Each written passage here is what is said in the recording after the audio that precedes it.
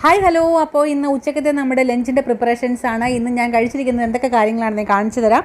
നല്ല കുറച്ച് വറ്റയുടെ പീസുകൾ ഇരിപ്പുണ്ടായിരുന്നു. അത് വെച്ചിട്ട് നല്ലൊരു വറ്റ മീൻ വറുത്ത് എടുക്കുകയാണ് ആദ്യമേ ചെയ്തത്. മീൻ അടുക്കി പിടിക്കാതിരിക്കാൻ വേണ്ടിയിട്ടുള്ള സിമ്പിൾ കുറച്ച് ടിപ്സുകളൊക്കെ ഉണ്ട്.